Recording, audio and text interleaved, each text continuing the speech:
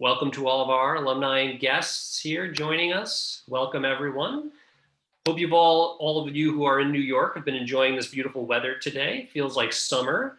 No longer is it hoodie weather, as Alan and I were just saying. Feel free to put in the chat where you're Zooming from. It's been great to see our alumni joining us from all over the country and all across the world. I'm Zooming from Queens over here. Today's event, really looking forward to it. Spreadsheet your budget, something that we all can use some tips on. And I'm really looking forward to hearing what our speaker, Chen, is going to say. Quick introductions and some ground rules. I would appreciate if everybody could mute their microphones. You can leave your camera on if you'd like. We enjoy seeing our participants' smiling faces, but mute your microphone so we don't get any ambient noise to distract us. And we will be sending out a recording of this after the event. So don't feel like you have to take feverish notes or anything. Please direct questions throughout the presentation to the chat bar, and Alan will answer them as they come in. And if there are any additional questions, we will have some time at the end for additional Q&A. All that being said, I'd now like to introduce our speaker, Chen. Alan is a Baruch alum who, after he graduated from Baruch, realized he didn't know what to do with the money that he was earning. So what he did is he educated himself about financial literacy, and he very generously offers his time to share his knowledge to Baruch students as well as Baruch alumni. Alan, by day, is a software engineer at Rent the Runway, and by night, he's a armchair expert of financial literacy, and we're so happy to have him here this evening. And so now I present to you, Chen. Thanks, Greg. Hey, everyone. Welcome to the Financial Literacy Workshop. I usually do host these workshops on a monthly basis during the fall and spring semester, at least for students and alumni. So they have semesters. I guess all of you just see it as seasons. But yeah, so like Greg mentioned, I will be sharing these slides. Recording will also be shared out. So make sure to, mute yourself if you don't want to be caught in the recording. Big thing there. I also do run a blog on the side to moonfund.com, where I write about personal finance and retirement. So if those topics are of interest, feel free to check it out. And this workshop was actually something that was highly requested by many alumni and students, right? This is not a workshop that I thought of myself. It was something that the audience asked me to do. So I'm happy to accommodate and really provide this insight into budgeting. I think honestly, everyone does their budget a little bit differently, right? For me, the way I do my budget is not necessarily how you will do your budget. So it's going to be interesting to see where I differ from all of you. And just out of curiosity, could everyone let me know in the chat if you have a budget? And it's all right if you don't, right? I think a lot of people don't actually have budgets, and that's all right depending on what your financial goals are. But if you do have a budget, let me know. I'd be curious to hear who is really looking at their expenses on a day-to-day or monthly basis. A basic one. We all have to start somewhere. All right, cool. Nice. Have a budget, don't have a budget. Yeah, that's all good. And yeah, at the end of this webinar, I'm hoping to share out a budgeting template that I use. Obviously, just because I share it out, you won't necessarily have to use that template. Chances are you're going to take it, modify it so it fits your needs, and then go from there. Or eventually create your own, right? I think that we all get to the point where we are creating our own template at some point. But hopefully this can serve as a jumping point for all of you. In the process of creating one, well, I hope all my Excel formulas will help you out then. Mint.com, yeah, that's a good one. That's a good one. Yeah, just a quick little introduction, more information about me on top of what Greg has already mentioned. I am a Baruch graduate. I come from a low-income immigrant background, right? And that's important to call out because it means I never had conversations about money, right? I never learned about money. My parents didn't talk about money. They didn't really know what a budget was. If the money was in the bank account, then we're good, right? That's the way they've seen it. I've never seen them, record expenses, record their income, because it wasn't something that they really thought about or put too much input behind. It was sort of like, paycheck to paycheck, and they go from there. And I think that context is important, especially if you do come from a similar background, right? So I firmly believe that we all should have the opportunity to retire. And I know that if you've been to my previous workshop, this is like a spiel that I'm giving over and over. So hopefully you don't get too bored of it. But I feel like it's important to reiterate.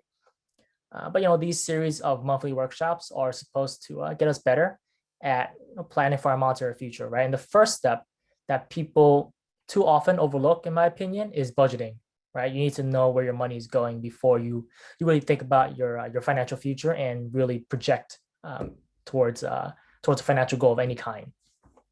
And of course, throughout the workshop, feel free to interrupt me via the chat. I'm monitoring it, so I'm looking at it, making sure that I answer all these questions and before I move on. And if you get stuck, ask the question because I don't want you to be lost throughout the presentation. All right, before I jump into it, quick disclaimer, right? I'm not a financial advisor, right? Budgeting is one of those hot topics that everyone likes to give their opinion on, and there's not necessarily a correct way of doing it. But I want to be clear that not your financial advisor. I'm not a financial advisor, right? I'm a software engineer by day. So as with any financial decision, you should be doing comprehensive research before you make it, right? There's going to be some stuff that gets brought up in the chat that gets brought up here. And really, you take it, you learn from it, and then you make a decision off of it, right? Don't just take my word for it. So this is a slide that actually that I brought up in previous workshops that students and alumni asked me to share my budget, right? How do I do my budget and what I'm doing here. So this is basically a portion of my budget from 2020. And it basically details where I spent my money for the past year. This is both for my wife and I. So funny thing is that I actually did not design this spreadsheet or this budget, right? My wife did it. I just made edits and fixes here and there to make it look more pretty and organized data, right? It's a lot of admin stuff, administrative stuff.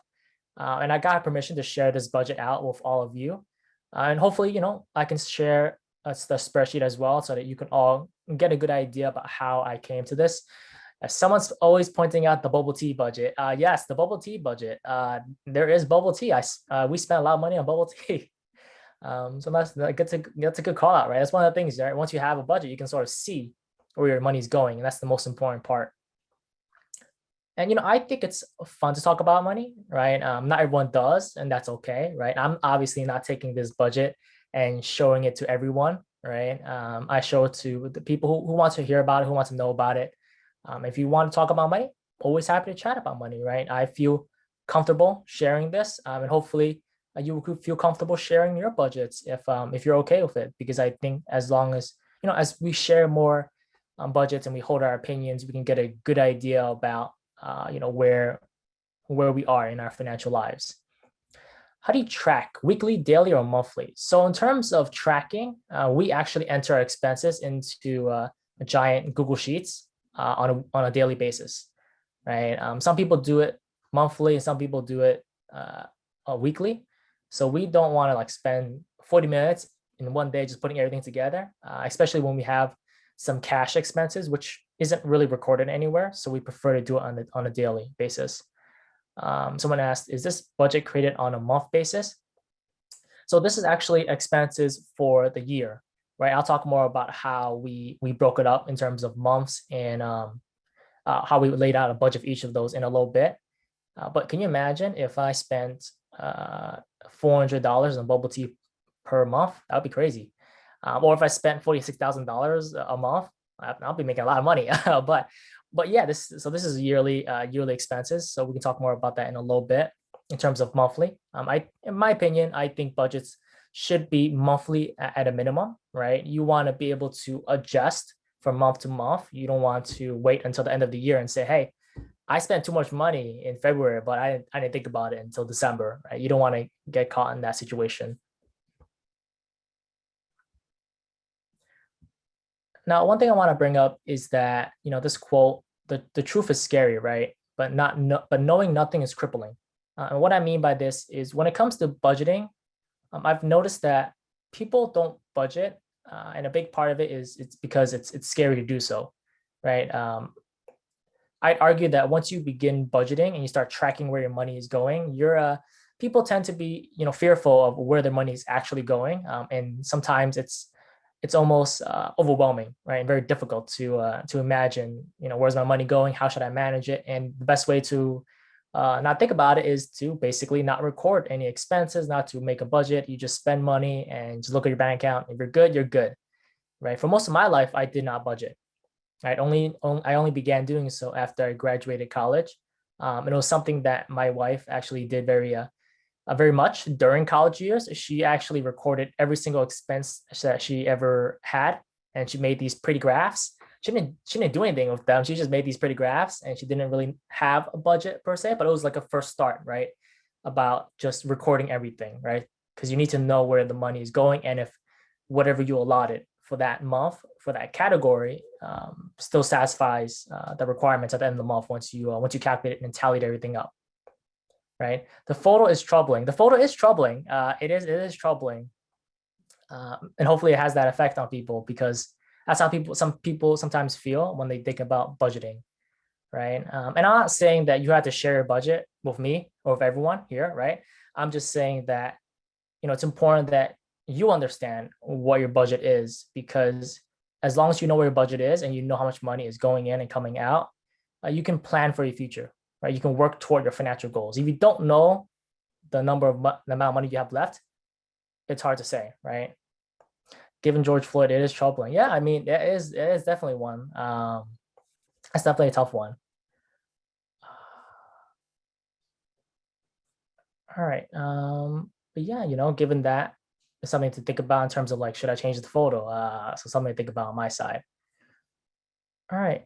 Next up is the benefits of budgeting. So I don't want to spend too much time on the benefits of budgeting just because we all pretty much understand it, but I figured it's something that we should talk about to a certain extent.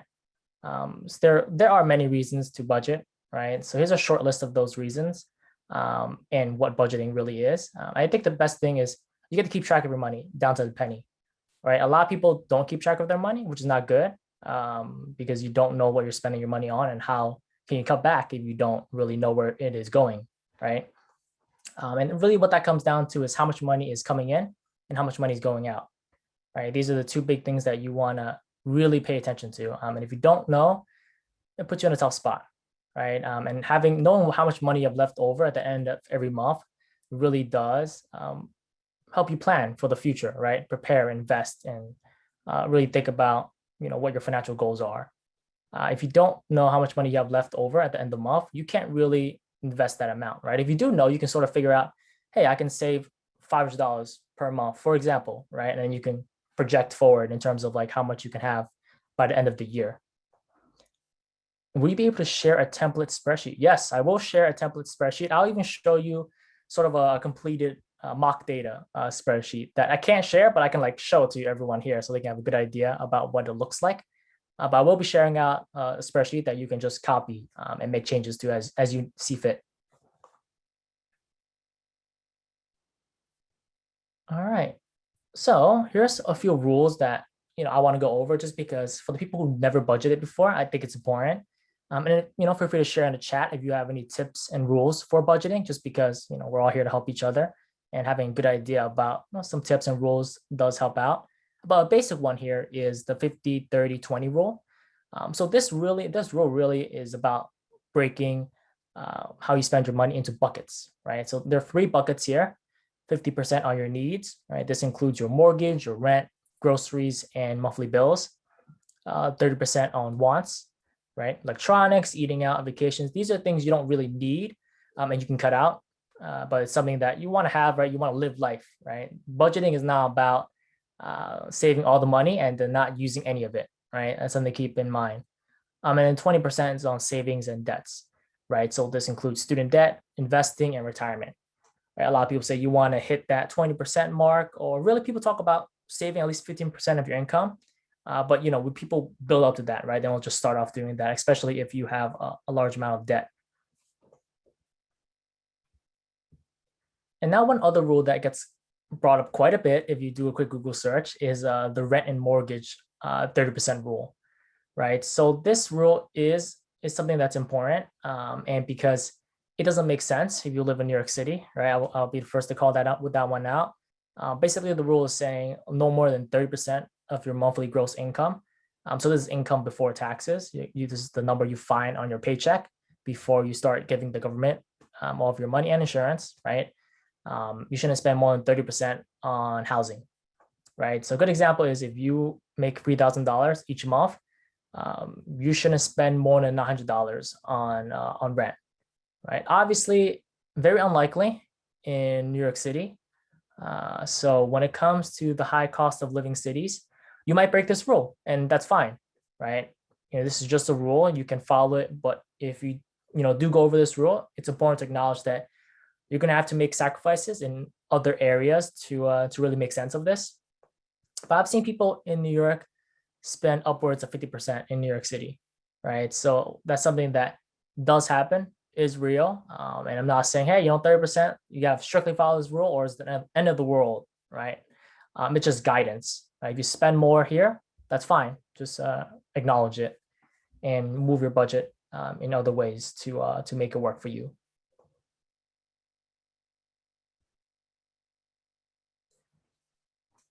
Now, for those of you who haven't budgeted or started budgeting, but need some sort of guidance, right? I would say there are many ways to go about your budget, but it's important to have a financial goal in mind, right? I feel like this is the thing that really encourages you to do so.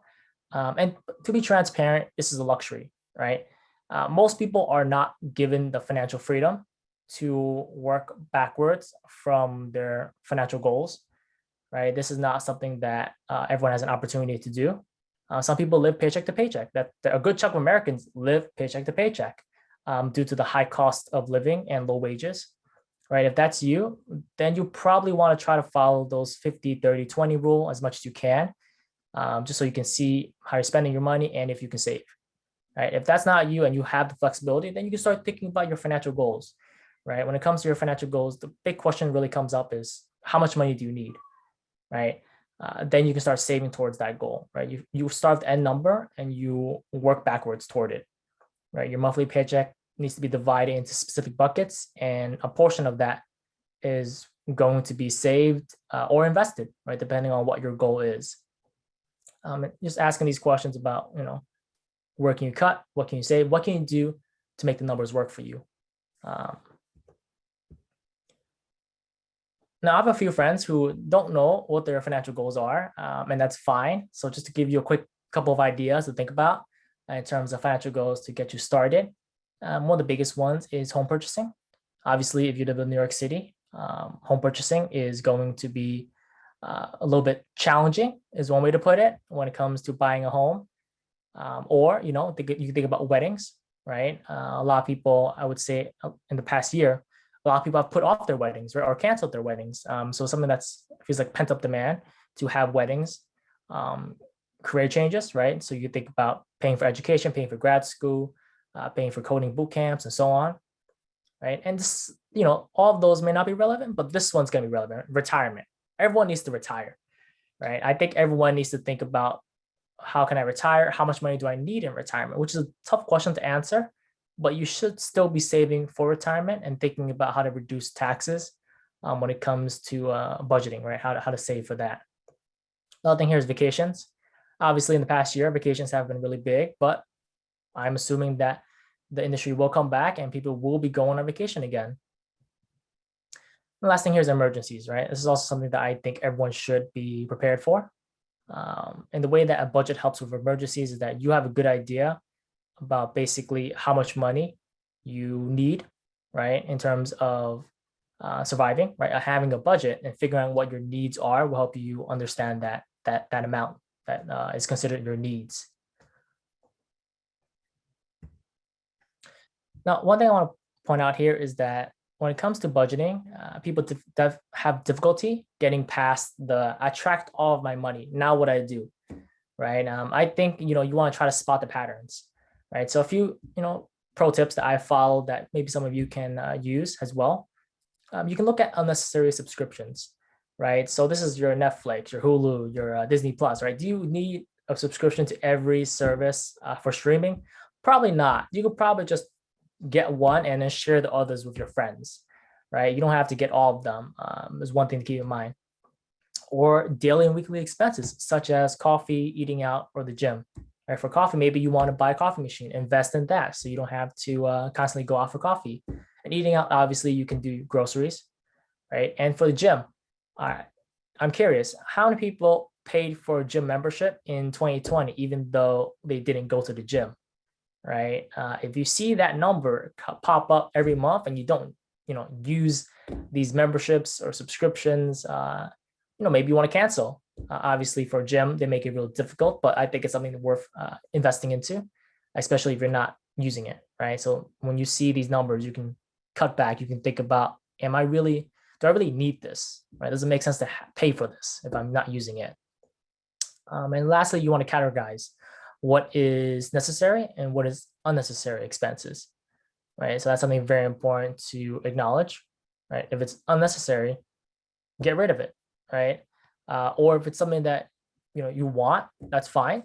Just acknowledge that when you have to cut down your budget, right? If an emergency occurs, right? You lose your job, you need to know what to cut, right? And having a good idea about that does come a long way. All right, so just to bring my budget back up again, someone mentioned this is an example of just looking at my expenses and seeing where I can cut, right? So coffee is a big thing. Obviously, if we just got a coffee machine, we can definitely save on spending all this money on going to Starbucks, right? And other things to keep in mind is bubble tea, right? Bubble tea is not good for you, right? It's enjoyable, but it's a sugary drink that we probably don't need, and we could probably cut back on. Eating out, obviously, eating out and groceries, really that should be switched, right? We should be spending more money cooking versus eating out. It's something to keep in mind. All right, so I know all of you have been waiting for the budget templates, so let me just go ahead to share this. All right, new and improved 2021 budget template. So every year we change up the budget template because we always want to improve it. And this year, it's a little bit more verbose is one way to put it. So this is the budget template that we created for 2021. And I just took the data from 2020. Obviously, some of it is fake data, right? This is not our actual information when it comes down to it. And I will be sharing this template as well. But I want to walk you through what this looks like and how to use it, right? It's the most important thing here. So let me just see if I can share this here. Can everyone see the spreadsheet on the Google Sheets? Yes. Great, awesome. Okay, cool. All right, so let me just walk you through a couple of things. So obviously this spreadsheet is broken down by month, right? So you have gross salary. This is something that you find in your paycheck, right? It shouldn't be too difficult to find. All the stuff is like side hustles, and then you can always add your own income, right? And go from there. And then there's rent, right? That's fixed. Health insurance, pretty fixed especially if you're paying for health insurance for your employer. Taxes, likewise, right? As long as your taxes aren't fluctuating, or if your income is not fluctuating, right? Obviously, if you're an independent contractor, this may require some tinkering. Utilities is something that we consider fixed, but obviously, if it's something that is considered a variable expense for you, especially if you're paying for your own water, your own gas, heat, electricity, it might fluctuate. We try to put a bucket of this into it so it makes more sense, because it tends to not change a lot from month to month. Other stuff that does vary widely is going to be our variable expenses, right? We have a couple of categories here. You can add more of your own. And we have budgets, right? So the numbers do change. Obviously, for food, we went over budget every month, not great. But for other months, we did pretty good for other categories. Do you enter the info in the same budget as your wife, or do you have separate ones? I think this is a personal preference question. My wife and I use the same budget template. It just makes it so much easier to record the expenses. But I think this is really where you think about if you and your partner have joint accounts, right, and joint expenses.